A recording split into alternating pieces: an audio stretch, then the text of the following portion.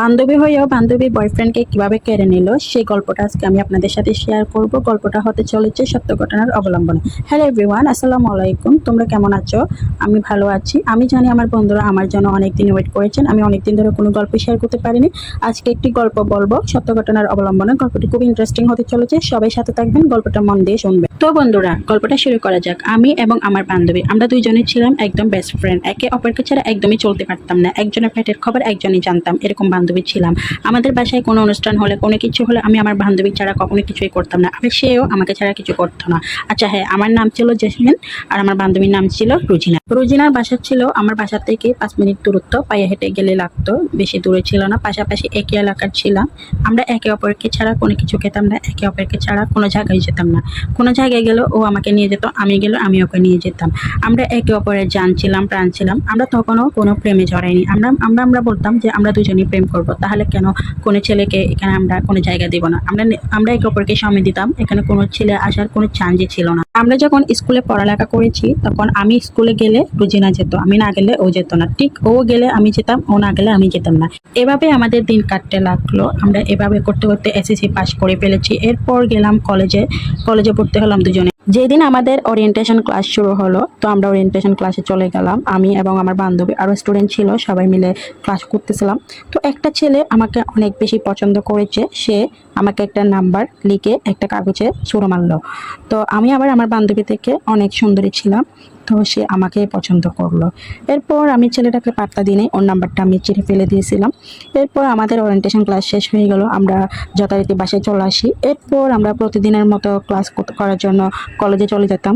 প্রতিদিনই কলেজে যেতাম। এভাবে ছেলেটা সবসময় আমার পিছনে লেগে থাকতো, একটা না একটা খবর পাঠাতো, কারো দিয়ে বলতো। সবসময় ও আমাকে প্রপোজাল করার চেষ্টা করতো, আমাকে ইমপ্রেস করার চেষ্টা করতো। এক সময় না এক সময় আমারও কেমন জানি ছেলেটাকে ভালো লাগা শুরু করলো। আমিও মজা নিতাম, ছেলেটা আমার জন্য এত কিছু করা শুরু করলো, অনেক কিছুই করতো সে। আমি ফুচকা খেতে পছন্দ করি, সে কিভাবে খবর পেলে সে সেগুলো আমার জন্য পাঠাতো, আইসক্রিম পাঠাতো, আরও বিভিন্ন জিনিস পাঠাতো। এভাবে করতে করতে এক সময় আমিও ছেলেটার প্রতি প্রেমে পড়ে গেলাম। তো একটা সময় আমাদের দুজনের মধ্যে কথোপকথন হতে লাগলো। ওর নাম্বার আমি নিলাম, আমার নাম্বার ও নিল। প্রতিদিন আমাদের সাথে কথা হতো, এভাবে কলেজে দেখা হতো, এভাবে চলতে লাগলো। সাথে তো আমার বান্ধবী ছিল। তো আমার বান্ধবীও ছেলেটার সাথে কথা বলতো, তো ভাইয়া হিসেবে কথা বলতো, মানে বান্ধবীর বয়ফ্রেন্ড সে যেভাবে কথা বলে ও সেভাবে কথা বলতো। এভাবে আমাদের দিন যেতে লাগলো। তো এভাবে আমরা প্রেম করতাম, কলেজে দেখা হতো, আমাদের পরীক্ষা শুরু হতো। পরীক্ষার মধ্যে আমার যত হেল্প লাগতো ছেলেটা আমাকে সব ধরনের হেল্প করার চেষ্টা করতো, সাথে আমার বান্ধবীকেও করতো। কারণ যেহেতু আমার বান্ধবী, সে আমার বান্ধবী হিসাবে আমার বান্ধবীকেও হেল্প করার চেষ্টা করতো। কিন্তু আমি জানতাম না আমার বান্ধবীর ভিতরে কী চলতো, সেটা আমি জানতাম না। আমি তো ফ্রেন্ডলি সব কিছু ওর সাথে শেয়ার করতাম, যেহেতু আমার বেস্ট ফ্রেন্ড, ওকে তো কিছু না বলে থাকবো না। তো আমাদের সাথে যা কথা হতো ছেলেটার সাথে, আমি সব কথা আমার বান্ধবীর সাথে শেয়ার করতাম। আমার বান্ধবীর সাথেও আমার বয়ফ্রেন্ডের সবসময় মোবাইলে কথা হতো, সেটা আমি জানতাম। কিন্তু ভিতরে ভিতরে কি হয়ে যাচ্ছে সেটা আমি জানতাম না। আমাকে বলতো যে আমি কথা বলতেছি, এই আর কি। তো আমি আমার বয়ফ্রেন্ডকে একদিন কল দিচ্ছিলাম, দেখতেছি ও ওয়েটিং, মানে রাতে প্রায় 10টার পর কল দিচ্ছি, দেখতেছি ও ওয়েটিং। তো ভাবলাম যেহেতু ওয়েটিং হয়তো বা কোনো ফ্রেন্ডের সাথে কথা বলতেছে, তো আমি ভাবলাম যে আমার বান্ধবীর সাথে একটু আড্ডা দিই। তো আমার বান্ধবীকে আমি কল দিচ্ছি, দেখতেছি আমার বান্ধবীও ওয়েটিং। তারপর আমি বারবার দুজনকে কল দিয়ে যাচ্ছি, দেখতেছি দুজনই ওয়েটিং। বাট আমার কলের কোনো তোয়াক্কাই করতেছে না। ভিতরে ভিতরে অনেক কিছু হয়ে গেছে, সেগুলো আমি পরের পার্টে বলবো, কি থেকে কি হয়ে গেলো, কখন থেকে ওদের রিলেশনটা শুরু হয়েছে, আমি কিভাবে জানতে পেরেছি। সেটা অবশ্যই জানতে হলে পরের গল্পের পরের পার্টের জন্য ওয়েট করতে হবে আপনাদেরকে। আজকে এই পর্যন্ত, আপনারা অবশ্যই ওয়েট করবেন। আমি পরের পার্টটা খুব শীঘ্রই দেওয়ার চেষ্টা করবো। এখানে অনেক ইন্টারেস্টিং ব্যাপার আছে, অনেক মজার ব্যাপার আছে, অনেক দুঃখের কাহিনীও আছে। সবাই জানতে হলে সাথে থাকুন। বান্ধবী আর আমার বয়ফ্রেন্ডের মধ্যে অনেক কিছু চলতেছে, যেটা আমি জানতাম না, আস্তে আস্তে পরে জানতে পেরেছি। তো কিভাবে জানতে পেরেছি সেটাই আজকে বলবো। এরপর ওরা রাতে কথা বলতো, আমি ওয়েটিং পাইছিলাম। এরপরের দিন কলেজে গিয়েছিল। কলেজে যাওয়ার পর আমি আমার বান্ধবী এবং আমার বয়ফ্রেন্ড দুজনকেই পাচ্ছিলাম। এরপর আমি আমার আরেক বন্ধু থেকে জিজ্ঞেস করে ওরা এসেছে কিনা, ওরা বলতেছে হ্যাঁ এসেছিল। এরপর আমি কলেজে গিয়ে ওদেরকে খুঁজতে থাকি, খুঁজতে খুঁজতে এক পর্যায়ে ছাদে গিয়ে দেখি আমার বান্ধবী এবং আমার বয়ফ্রেন্ড দুজনে দাঁড়িয়ে আছে, একজন আরেকজনের হাত ধরে কথা বলতেছে। এটা দেখে তো আমার মাথায় আকাশ ভেঙে পড়লো, এরকম অবস্থা হয়ে গেল। তারপর আমি ওদেরকে দেখে আস্তে করে চলে আসলাম, ওরা আমাকে খেয়াল করে নাই। পরে আমি ক্লাসে চলে আসি, আসার পর দেখতেছি আমার বান্ধবীও ক্লাসে আছে, কিন্তু আমার থেকে দূরে দূরে থাকতেছে, আমার সাথে কম কথা বলতেছে দেখলাম।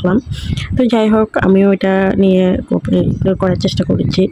এরপর আমার বয়ফ্রেন্ডকেও দেখতেছি, যেহেতু একই ক্লাসে পড়ি, দেখতেছি ও আর আমার বান্ধবী একজন অপরজনের দিকে তাকাচ্ছে বারবার। আর হাসতেছে মিটিমিটি। তারপর আমি সুন্দর করে ক্লাসটা শেষ করলাম। শেষ করার পর আমি বাসায় চলে আসি। আমার বান্ধবীর সাথে আমি আর ভালো করে কথা বলিনি। এরপর আমার বয়ফ্রেন্ডকে কল দিলাম, দেখতেছি কলটা রিসিভ করলো। করার পর আমি বললাম, তুমি আমার সাথে এমনটা কেন করলে? তো ও বলতেছে, আমি তোমার সাথে কি করেছি? বলছি, আমার বান্ধবীর সাথে তোমার কি? যখন এটা বলছে ও একটু তো অবাক হয়ে গেল। এরপর আমি আবারও জিজ্ঞেস করলাম যে, তুমি আর ও ছাদে কি করতেছিলে, হাত ধরে কেন কথা বলতেছিলে? আমি ডিরেক্টলি জিজ্ঞেস করলাম। তারপর ও আমাকে প্রথমে কিছু বলেনি, পরে বলতেছে, আচ্ছা যেহেতু তুমি দেখেই ফেলেছো তাহলে তোমাকে সবটা বলে দিই। আমি তোমার বান্ধবীকে পছন্দ করি, তাই তোমার বান্ধবীর সাথে কথা বলি। আর ওই দিন ওয়েটিং পাইছিলা, সেটাও তোমার বান্ধবীর সাথে কথা বলতেছিলাম। তা আমি বললাম, হ্যাঁ আমি জানি সব কিছু, কিন্তু আমার সাথে বেমানি কেন করছিলা? ও আমাকে কোনো উত্তর দেয় না। এরপর আমি ওর কলটা কেটে আমি আমার বান্ধবীকে কল দিই। আমার বান্ধবীর সাথে কথা বলি যে, তুই কেন আমার সাথে বেইমানি করলি? আমার বান্ধবী আমাকে ভালো করে উত্তর দিল না। তারপর বলবো যে, আমি তোর সাথে কেন বেইমানি করব? ও তো আমাকে পছন্দ করে, তাই আমি ওর সাথে কথা বলেছি। আর তোর সাথেও এমনিতে টাইম পাস করেছে। আচ্ছা বন্ধু, আপনারাই বলেন, এটা কি আমার সাথে ফার্স্ট টাইম ও আমাকে পছন্দ করেছে, আমার সাথে কথা বলেছে, আমার সাথে ইমপ্রেস করা, মানে আমি ইমপ্রেস হওয়ার জন্য যা যা করার দরকার সব কিছু করেছে, সবটা কি অভিনয় থাকবে? সবটা কি টাইম পাসের জন্য হবে? এটা কি মনে হয় আপনাদের? তো যাই হোক, আমি এদের থেকে অনেক দূরে চলে আসি, আমি আমার মতো করে চলি। পরে আমি জানতে পারি যে আমার বান্ধবী নাকি ওকে ফাঁদে ফেলে এগুলা করছে। আমার বান্ধবী নাকি এমন এমন কথা বলছে যে কথাগুলো ছেলেরা শোনার জন্য পাগল, বা যাই হোক এই ধরনের কথা বলে ওকে ফাঁদে ফেলে আমার বান্ধবী ওর সাথে মানে রিলেশন করা শুরু করেছে। আসলে আমি যখন রিলেশন করেছি ওর আসলে সহ্য হয় নাই। আর ছেলেটা খুব সুন্দর ছিল, সেজন্য ওর মানে এটা নিয়ে ও অনেক মানে আজ জ্বলতেছে আর কি, আমি যেহেতু প্রেম করতেছি।